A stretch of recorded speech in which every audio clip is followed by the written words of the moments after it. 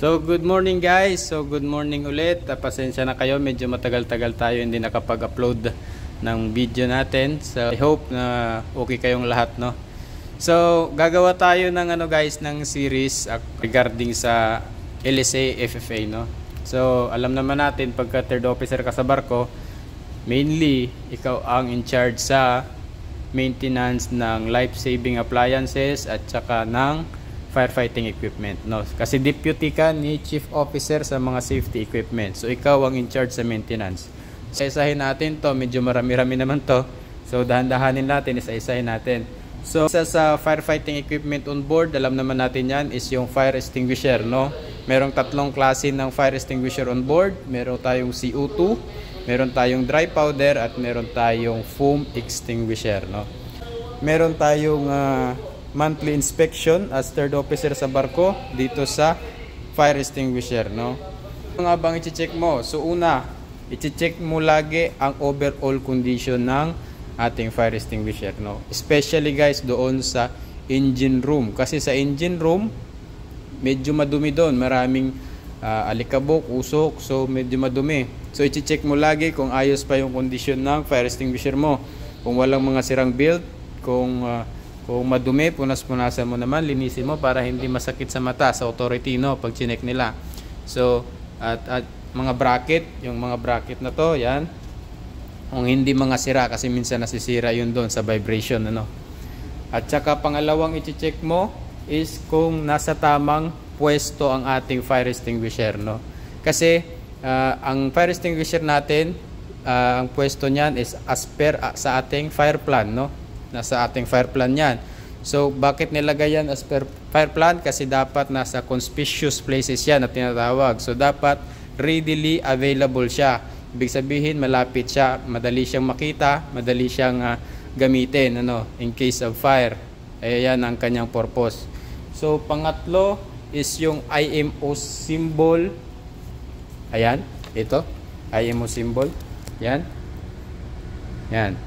So dapat meron siyang katabing IMO symbol guys, para madali siyang ma-identify kung anong klaseng extinguisher sa. Ayan, dito sa bridge meron tayong CO2, dalawa magkabilaan, yun ang isa doon sa kabila, malayo. Ayan, madali siyang ma-identify. At pangalawa, sa gabi, pag madilim or kay may blackout, no, so pag may sunog, mag-iilaw itong IMO symbol, no. So madali natin makita na fire extinguisher yan. Apat ay yung ating monthly check, no? Ang ating monthly check na signature. So para ma-verify ng authority na chine-check mo siya monthly, dapat meron ka ditong signature at saka yung petsa, no? Dapat magtugma yan doon sa PMS mo, sa iyong plan maintenance system, dapat magtugma yan. Baka pag chinik ng authority, magkaiba yung petsa ng inspection mo, so sala na yon, ano? So ang panglima, dapat ay service up to date siya. So ang servicing nito dapat makikita or visible ng authority. Ayan, makikita ng authority agad na up to date ang ating service ng ating fire extinguisher. So ngayon May 2023, so updated siya guys, no?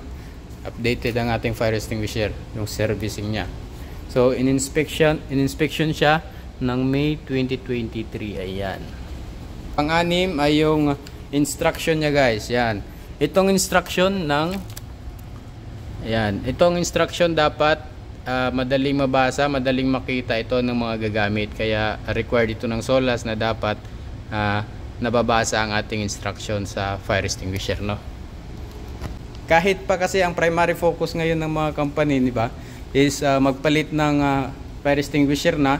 So mandatory pa rin sa SOLAS na magkaroon ng refilling materials, no? So akin, meron ako dong store sa baba ng mga refilling materials nito, katulad ng mga cartridge niya. Sa powder naman, merong mga powder na pinapadala, at saka meron din tayong mga ibang gamit pa katulad ng foam, no?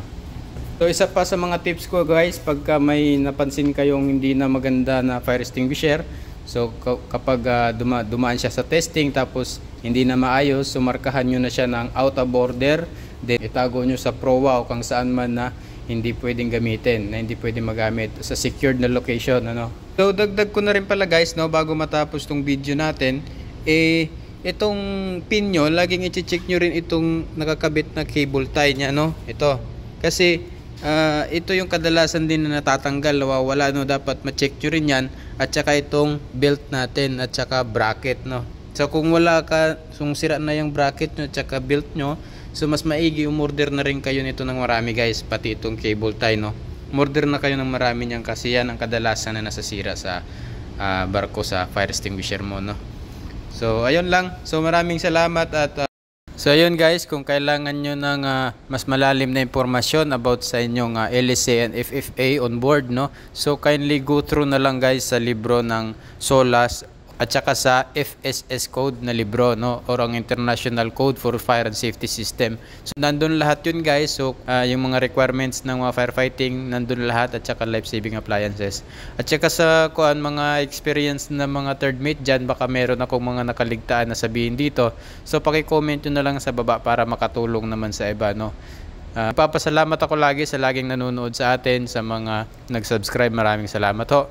At saka sa mga bago lang dyan, so pwede kayong mag-subscribe sa atin para kasi ikutin natin ang mga life-saving appliances sa barko, mga firefighting at saka life-saving appliances sa barko. Ikutin natin yan, gagawa natin ng video. Maraming salamat at sana okay kayong lahat. God bless.